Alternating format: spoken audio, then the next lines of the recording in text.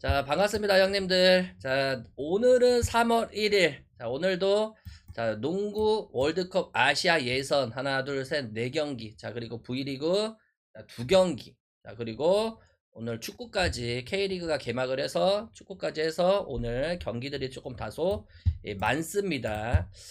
자, 그래서 오늘은 일단 생방송에서 무세공 고배당 전체 공개를 해드리고 자, 오늘 내 NBA 같은 경우는 경기가 많은 만큼 중승부로 한번 접근을 해볼게요. 어제 우리가 NBA가 조금밖에 없어가지고 그냥 해축이 조금 더 좋아 보인다고 했는데 그래도 해축이 들어와줘서 다행입니다.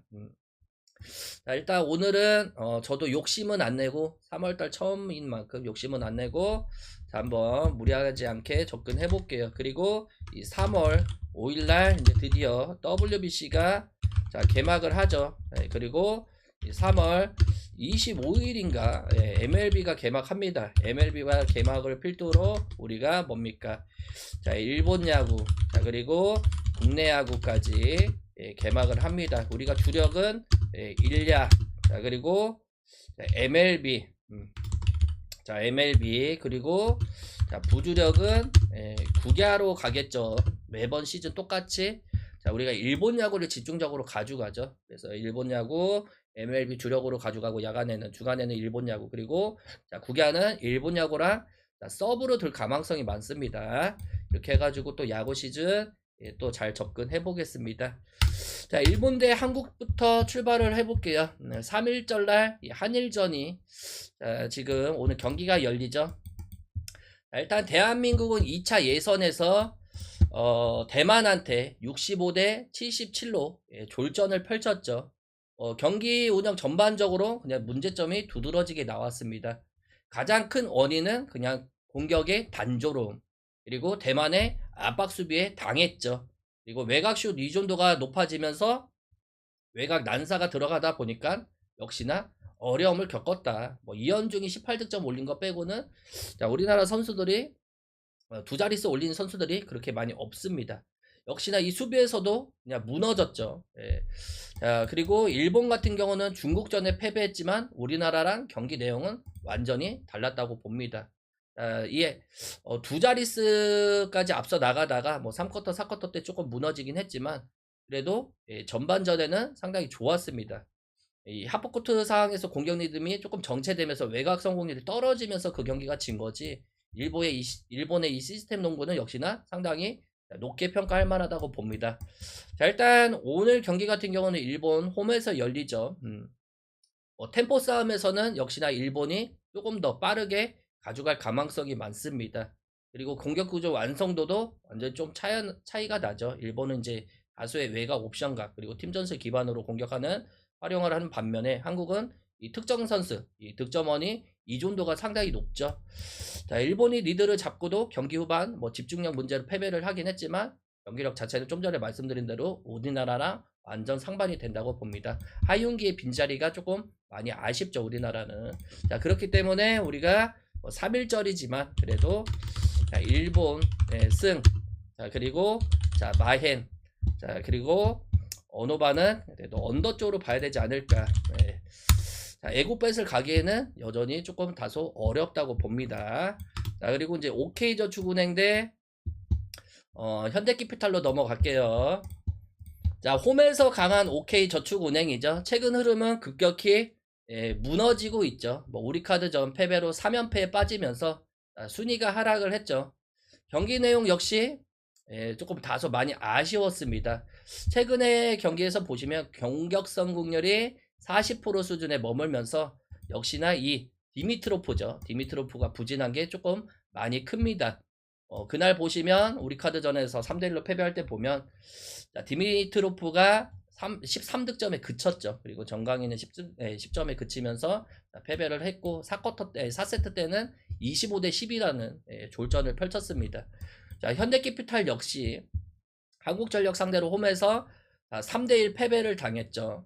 자, 2연패에 빠져 있습니다. 그래도 그날 경기에서 보시면 자, 최민호가 복귀를 했죠. 최민호가 복귀를 하면서 그래도 미들브로커 라인에서는 어느 정도 조금 많이 올라와줬지 않나. 뭐 서브 면에서는 현대캐피탈이 앞섰고 자, 리시브 효율에서도 20% 우위를 점했지만 역시나 이 범실을 무려 33개나 범하면서 사실상 범실 때문에 저는 무너졌다고 봅니다. 레오하고 허수붕의 득점력을 보면 여전히 이 득점력 싸움에서도 현대캐피탈이 유리하게 가져갈 가망성이 많아요. 지금 현대캐피탈은 최근 2연패를 하면서 1위 자리를 빼앗긴 상태죠. 오늘은 어느 정도 범실 관리만 된다고 하면 다시 한번 뭐 1위 자리를 노려볼 만하다고 봅니다. 그래서 OK저축은행 홈에서 올 시즌에 12승 3패라는 엄청난 성적을 걷고 있긴 하지만 최근에 이 디미르 트로프의 기복 그리고 국내 선수들의 부진 그리고 5대1을 보내고 새로운 아시아 커트 세터 하마다 쇼타를 영입을 했지만 그 선수가 영입된다고 해서 뭐 크게 달라질 거는 없다고 봅니다. 그래서 오늘은 연패를 먼저 끊을 팀은 현대캐피탈 쪽이라고 봐요. 현대캐피탈 쪽으로 보고 그리고 마옌의 언어바는 당연히 언더 쪽으로 봐야 되지 않을까 그렇게 봅니다. 추천이랑 즐겨찾기 한 번씩만 눌러주시고 구독이랑 좋아요 한 번씩만 눌러주시면 감사하겠습니다. 그리고 이제 괌 대 뉴질랜드로 넘어갈게요. 직전 경기는 괌 프렌 깔끔하게 가져왔죠. 우리가 직전 경기 뭐 현대캐피탈전에서도 우리가 한국전력 잘 갔다 왔고 일단 괌 같은 경우는 첫 경기에서 50점대를 받았는데 호주전에서 80대 93이라는 상당히 잘 비벼졌죠. 경기 초반 흐름 자체는 나쁘지 않았습니다. 뭐 초반에 뭐 적극적인 외곽 시도랑 이 빠른 전개를 호주 상대로 잘 비볐다고 봐요. 그냥 경기 중반 이후에 전력 차이가 뚜렷하게 나다 보니까 80대 93으로 패배를 먹었죠. 그리고 뉴질랜드 같은 경우는 이 필리핀이랑 경기에서 69대 66 3점차 승리를 거뒀죠. 그러면서 첫 승을 신고했는데 경기 내용은 여전히 좋지는 못했습니다. 수비 집중력은 돋보이긴 했지만 야투 성공률이 높지 않다 보니까 어려운 경기를 펼쳤죠. 공격에서는 뭐 특전 선수보다는 골고루 득점이 낮은 게 그래도 이 뉴질랜드의 조금 이한 삶은 점이라고 봅니다. 일단 여기서 보시면 뭐 당연히 일반승은 뉴질랜드 쪽으로 우리가 봐야 되긴 하지만 일반승을 우리가 베팅할 수가 없죠. 일단 뭐 수비의 강도 차이는 여전히 많이 나고 뉴질랜드는 뭐 피지컬 기반 수비와 리바운드 장악력을 가진 선수들이 많기 때문에 골밑 경쟁력에서도 뉴질랜드가 가져갈 가망성이 많습니다. 다만 오늘도 많은 핸디를 받았습니다. 그렇기 때문에 23점대를 지금 받았죠. 그러면 한번 관포렌 쪽으로 한번 노려보고 그리고 언어바는 이 다득점 쪽으로 한번 노려보시는 게 낫지 않을까 그렇게 봅니다. 그리고 이제 페퍼 대 흥국생명으로 넘어갈게요. 일단 페퍼저축은행 같은 경우는 최근 경기력의 가장 큰 문제는 뭡니까? 범실과 세터의 안정성이 떨어지죠. IBK 기업은행 원정에서도 1대3 패배를 당했죠. 뭐 16대 25, 25대 18, 그리고 17대 25, 15대 25 졸전을 펼쳤습니다. 그러면서 2연패에 빠졌는데 역시나 뭐 조이라는 선수는 많은 득점을 올려주긴 했지만 이 선수가 20점대에 머물러 버리면 승을 장담하기가 어렵죠. 그날 22득점을 올렸죠. 그날 보시면 뭐 서브, 뭐 범실이 이 팀의 발목을 잡았지 않나. 범실 무려 28개나 나왔습니다. 그리고 무엇보다 리시브 효율이 14%대까지 14%가 차이가 나면서 리시브에서 터져버렸죠. 그리고 흥국생명 같은 경우도 직접 GX 칼텍스 홈에서 3대0 패배를 당하면서 2연패에 빠졌습니다. 일단 경기 내내 공격 해결 능력 차이가 많이 났죠. 몇 세트마다 그냥 일방적으로 밀렸습니다. 20점을 넘긴 세트가 단 한 세트도 없었죠. 범실도 무려 12개나 범을 했고 그리고 공격 성공률도 15%가 차이 났죠. 그나마 최은지가 11점을 올린 게 팀 내 최다 점수였죠. 레베카가 그날 6점까지 빠졌습니다. 6득점만 하고 머물러 버렸죠. 그래서 우리가 그날 또 GS 칼텍스를 잘 봤고 페퍼 같은 경우는 우리가 기업은행을 잘 봤죠. 이번 주에 우리가 배구로 재미를 많이 봤는데 어제 하루는 조금 다소 아쉬웠죠. 올 시즌 일단 맞대결에서 보면 흥국생명이 3승 2패로 우위를 점하고 있는데 이번 경기는 뭐 홈에서 강한 페퍼입니다. 올 시즌에 이제 9승 6패예요. 어려울 수 있다고 봐요. 다만 역시나 이 전력 밸런스 차이는 많이 나요. 흥국생명은 최근에 외국인 선수가 부진함에도 전체적인 조직력, 수비 안정성은 이 페퍼보다는 우위죠. 그리고 페퍼저축은행 같은 경우는 이 범실 구조가 데이터가 상당히 치솟고 있습니다. 그래서 이 범실에서 어느 정도 관리해 주냐에 따라서 팀의 승패가 관리되지 않을까. 그리고 흥국생명은 연패로 순위 경쟁 압박을 받고 있는 반면에 뭐 지금 페퍼저축은행은 순위 경쟁에 압박이 없죠. 그래서 초반에 흥국생명만 조금 어느 정도 범실 관리만 해주면 이 경기도 무난하게 흥국생명이 가져가지 않을까 그렇게 봅니다. 그래서 흥국생명 승, 마엔의 언어반은 언더까지 볼게요. 자, 그리고 이제 대만 대 중국으로 넘어가겠습니다. 이 경기도 뭐 승패도 의미가 없죠. 자, 일단 대만 대 중국인데 일단 대만 같은 경우는 월드컵 2차 예선 첫 경기에서 우리나라를 77대 65로 꺾으면서 최대 이변을 조금 만들어냈죠. 뭐 단순한 승리가 아니라 경기 내용 전반전에서도 역시나 경기력 차이가 많이 났다고 봅니다. 공격에서는 뭐 특전 선수 의존도가 아닌 이 골고루 득점이 낮았죠. 무려 4명의 선수가 두 자릿수 득점을 올려줬습니다. 자, 그리고 중국 같은 경우는 일본 원정에서 역전승을 거두면서 첫 승을 신고했습니다. 1차 예선 때하고는 완전 다른 흐름을 보여줬죠. 역시나 이 후반 전술 그리고 피지컬 우위를 점하면서 그 경기를 승리를 가져갔죠. 자, 일단 여기서 보시면 양 팀의 당연히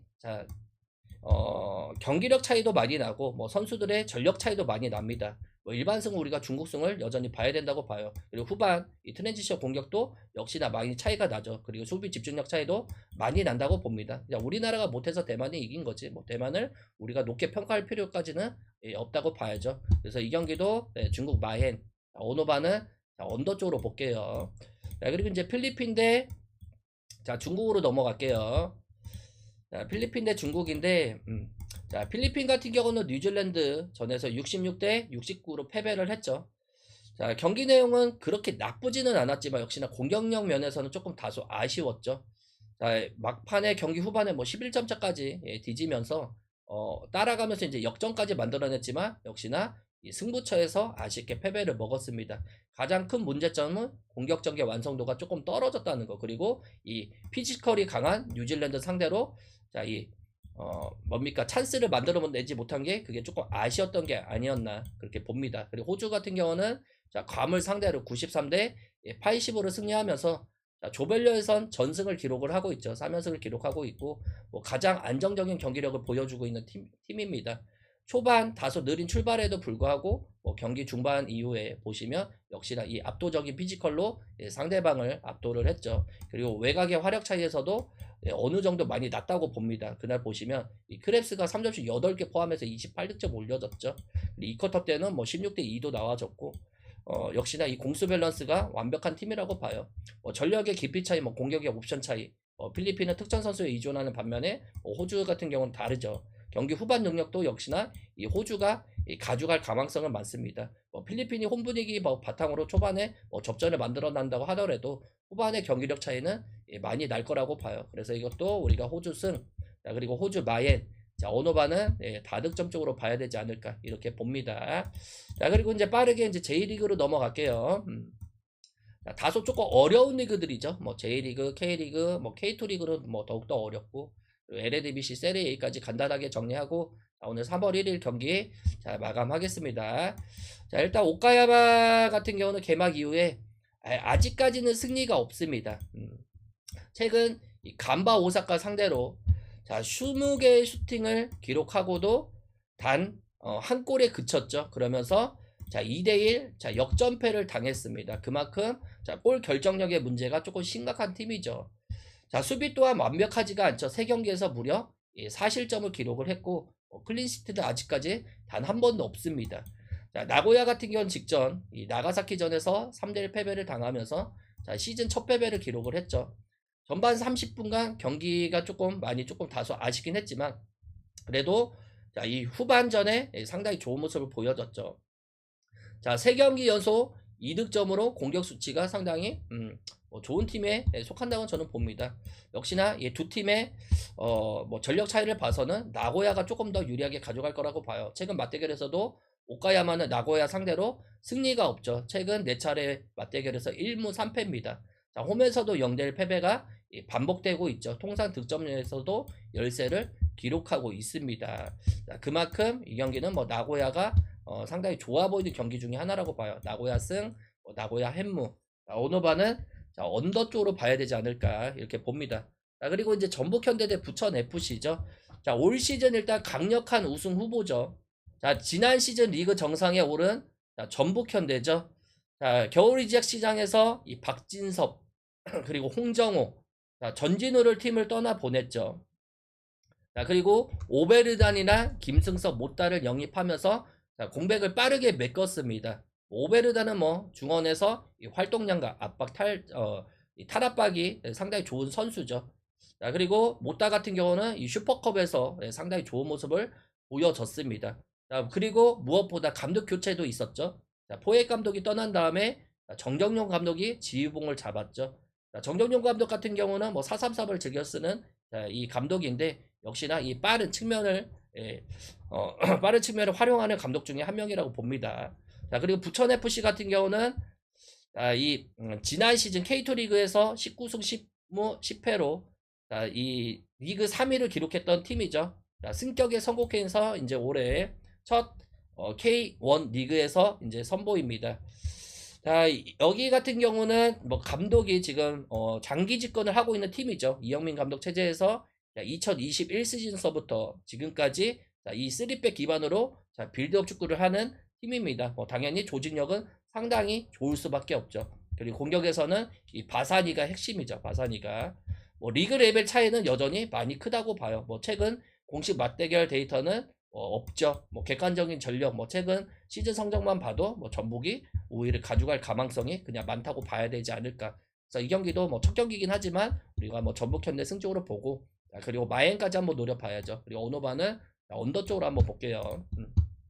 그리고 용인대 이제 천안FC입니다. 자, 이 팀도 마찬가지로 자, 용인FC는 이번 시즌 앞두고 창단된 신생팀으로 자, 최용경 감독 지도 하에 자, 석현준을 영입을 했죠. 그리고 자, 신진호도 영입을 했습니다. 임채민 등 이 K리그 베테랑들을 대거 영입하면서 경쟁력을 끌어올린 팀이죠. 자, 일단 뭐 베일에 쌓인 팀이긴 하지만 그래도 뭐 석현준 뭐 이름값 있는 선수들이 대거 포진해 있다는 걸 봤을 때는 어느 정도 올 시즌에 성적을 낼 가망성도 있다고 봅니다. 그리고 천안시티 같은 경우는 자, 일단 박진석 감독 체제에서 이제 두 번째 시즌을 맞이하죠. 자, 일단 뭐 조직력 면에서는 뭐 천안시티가 그렇게 좋은 팀은 아니기 때문에 자, 올 시즌에 그래도 뭐 중위권을 바라보는 팀이라고 봐요. 뭐 양 팀의 역대 맞대결 기록은 없죠. 그래도 자, 이 천안시티 보시면 역시나 조금 다소 자, 어려운 경기를 펼칠 것 같아요. 일단 뭐 감독 간의 맞대결은 있었죠. 자, 과거 이 감독 간의 맞대결에서는 뭐 박진석 감독이 단 한 번도 패배를 한 건 없긴 하지만 이 전력의 차이는 뚜렷하게 있을 거라고 봅니다. 그래서 이 경기도 뭐 조심스럽게 우리가 봐야 되는 경기 중에 하나라고 봐요. 뭐 언더가 제일 좋아 보이죠. 자, 언더가 제일 좋아 보이고 자, 그리고 뭡니까? 일반 승패는 그냥 무승부 쪽으로 한번 봐주시는 게 낫지 않을까. 그리고 천안시티 프렛. 자, 이렇게 보고 자, 오늘 다음 경기 바로 넘어가겠습니다. 자, 이제 2부에서 시작하는 대구 FC죠.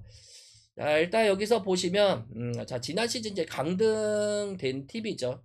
자, 일단 김병수 감독 체제에서 이 세징야 그리고 새로운 외국인 공격수 자, 세라핌을 앞세워서 막강 활약을 자, 준비하고 있는 대구 FC죠.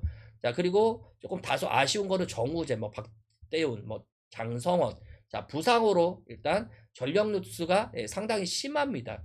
중원에서는 그래도 한국영이나 김대우가 자, 오늘 출전할 가망성이 많고 자, 올 시즌 뭐 승격을 목표로 하는 팀 중에 한 팀이라고 봅니다. 뭐 강력한 우승 후보라고 봐야죠. 2부 리그에서는.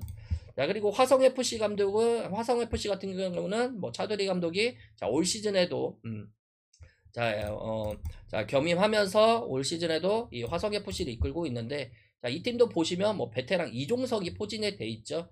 역시나 일단 뭐 양 팀의 전력 차이는 극명하게 갈린다고 봐요. 자, 두 팀은 이번 경기 통해서 처음 맞대결인데 자, 대구 FC 같은 경우는 1부 리그를 복귀를 위해서 홈에서 압도적인 경기를 펼칠 가망성이 많고 화성 FC 같은 경우는 뭐 도전자 입장에서 이 수비적인 운영을 하면서 역습을 노릴 가망성이 많죠.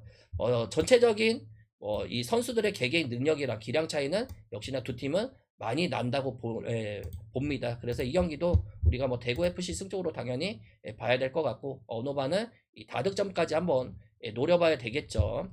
자, 그리고 이제 가와사키랑 미토인데 뭐 이 경기는 뭐 크게 볼만한 게 없었다고 봐요. 그냥 가와사키 쪽으로 보고 자 언어바는 자 오바 쪽으로 볼게요. 자 그리고 제주 FC 대 이제 광주 FC로 제주 SK랑 광주 FC로 자 넘어가겠습니다. 자 추천이랑 즐겨찾기 한 번씩만 눌러주시고 자 구독이랑 자, 유튜버 형님들은 구독이랑 좋아요 한 번씩만 자 눌러주시면 감사하겠습니다. 자, 제주 SK 같은 경우는 지난 시즌 11위에 머물렀던 팀이죠. 자, 강등이 끝에 잔류에 성공한 팀입니다. 자, 기대에 비해서 좀 실망스러운 시즌이었죠. 자, 올 시즌은 당연히 자, 이 중상위권을 노리고 있는 팀입니다. 자, 이 팀 역시도 자, 이 새롭게 이제 지휘봉을 잡은 이 코스타 감독이 자, 올 시즌 첫 출발을 합니다. 이 벤투 사단이었죠. 역시나 이 빌드업 축구를 중요시할 가망성이 많아요. 자, 전력 보강도 있었습니다. 자, 리투아나 출신 이 장신 공격수 기티스가 자, 영입이 되면서 이 최전방에 포진할 가망성이 많습니다. 그리고 슬로바키아 리그에서 16경기 6골을 기록을 했죠. 역시나 헤더 비중이 조금 높다는 게 눈에 띕니다. 그리고 측면에서는 뭐 4개의 밥, 수비 라인에서는 뭐 세레스틴이 가세하면서 이 용병 라인업을 구축을 했죠. 자, 그리고 광주 FC 같은 경우는 지난 시즌 이제 7위를 기록했던 팀이죠. 자, 성적만 놓고 보면 뭐 중위권 팀이긴 하지만 자, 일단 겨울 이적 시장에서 핵심 자원들이 대거 이탈을 한 게 조금 아쉽지 않나. 뭐 헤이스, 뭐 박인영, 뭐 이강현, 변준수 등 팀이 다 떠났죠. 사실상 기존 자원과 재계약 선수들로 시즌을 시작해야 되는 팀입니다. 이 팀 역시도 자, 새롭게 이제 감독님이 이제 새롭게 부임을 했죠. 이정규 감독이 이제 새롭게 감독이 됐는데 이 감독의 특성은 뭡니까? 역시나 리스크를 줄이면서 자, 실리적인 축구를 하는 감독님이라고 저는 생각을 합니다. 중심은 여전히 골키퍼 김경민이 잘 잡아줄 거라고 보고 수비적인 위치에서는 밀리지는 저는 않을 거라고 봐요. 최근 10번의 맞대결에서는 제주가 1승, 광주가 7승, 그리고 무승부는 2번이 있었죠. 특히 제주 홈에서도 열린 6경기에서 제주가 광주 상대로 아직까지 승리가 없습니다. 4승 2무로 엄청난 강세를 보여주고 있죠. 상성만 놓고 보면 광주가 확실히 우위라고 생각을 해요. 다만 양팀 역시 변화의 중심이 팀이기 때문에 양팀 다 조심스러운 경기가 조금 되지 않을까 그렇게 봅니다. 그래서 일단 언더 쪽으로 먼저 보고 자, 그리고 광주 프렌 자, 그리고 고배당 노리시는 형님들은 무승부도 한번 노려보시는 게 나쁘지는 않을 거라고 봐요. 자 그리고 이제 경남FC 대 전남 드래곤즈인데 자, 이 경기도 크게 볼 게 없다고 봐요. 그냥 언더 쪽으로 먼저 접근해 보시는 게 낫지 않을까. 그리고 승패는 다소 어려워요. 이 경기는. 자, 그렇기 때문에 그냥 경남FC 프렌만 보겠습니다. 자 그리고 이제 즈볼레 대 아약스로 넘어갈게요. 자, 즈볼레 같은 경우는 최근 리그 3경기 연속 승리를 거두지 못하면서 이 강등권과 간격을 벌리는데 어려움을 겪고 있는 팀이죠. 자, 직전 이트레이트 원정에서도 후반 79분 동점골로 1대1 무승부를 만들어내면서 승점 1점을 챙기긴 하긴 했지만 역시나 그전 경기 보시면 헤이렌베인이었죠. 4대2로 패배를 하면서 이 수비 공간이 상당히 불안한 팀 중에 한 팀이라고 봅니다. 최근 6경기 성적은 2승 1무 3패로 기복이 상당히 뚜렷한 팀이죠. 리그 8경기 연속 득점에 성공을 하긴 했지만 역시나 이 수비적인 면에서는 엄청난 실점을 하고 있는 팀 중에 한 팀입니다. 아약스 상대로도 전적은 상당히 열세죠. 자, 통산 55차례 맞대결에서 41패를 기록을 했고 2014년 10월 이후에 20경기 연속 승리가 없습니다. 그럼 그만큼 아약스가 절대적인 우위를 점하고 있는 상황입니다. 아약스 같은 경우는 직전 네이메언 상대로 1대1로 비기면서 이 3위 도약 기회를 놓쳤죠. 선제골을 넣고도 리드를 지키지를 못했습니다. 이 결과로 이익권과 격차는 사실상 좁히기 어려워졌고 현실적인 목표는 3위죠. 3위랑 이 챔피언스 리그 예선 진출권 사수겠죠. 현재 리그에서 지금 승점 43점으로 4위에 올라와 있습니다. 다만 경기 운영의 완성도는 상당히 양팀 다 차이가 많이 나기 때문에 이 경기도 우리가 아야스 승 쪽으로 보고 언어바는 3.5점이 잡힌 만큼 언더 쪽으로 보겠습니다. 자 그리고 이제 크레모네세 대 AC 밀란 마지막 경기죠. 자 크레모네세는 2020년 들어서 급격히 무너지고 있죠. 최근 리그에서 12경기 연속 승리가 없고 그중 10경기에서는 득점조차 하지 못할 정도로 어려움을 겪고 있습니다. 직접 로마 원정에서도 자 0대3 완패를 당했죠. 자, 지난 12월 이후에 승리가 없다는 점도 이 강등권 경쟁에서 치명적인 약점이라고 봅니다. 현재 순위 17입니다. 자, 그리고 AC 밀란 같은 경우는 직전 파르마전에서 0대1로 패배를 하면서 리그 24경기 무패 행진이 멈췄죠. 종료 10분 전 결승골을 허용하면서 아쉽게 패배를 먹었습니다. 자, 선두와의 격차는 10점까지 벌어졌죠. 최근 피사전에서 극적인 승리, 코모전에서는 1대1 무승부, 이어서 패배까지 이어지면서 이 상승세가 조금 둔화되긴 했지만 양 팀의 전력 차이는 많이 난다고 봅니다. 그럼에도 원정에서는 아직까지 올 시즌에 패배가 없죠. 리그에서 당한 유일한 또 다른 패배도 홈 경기에서 패배를 당했습니다. 수비 지표 역시도 리그 최상위권, 클린시트 부분에서도 3위에 올라갈 정도로 양 팀의 전력 차이는 많이 나기 때문에 우리가 AC 밀란 승, 자, 그리고 언어반은 그래도 언더 쪽으로 봐야 되지 않을까. AC 밀란 최근에 흐름이 좋지 않기 때문에 언더 쪽으로 한번 볼게요. 자, 이렇게 해가지고 자, 오늘 주간 경기 마무리 짓겠습니다.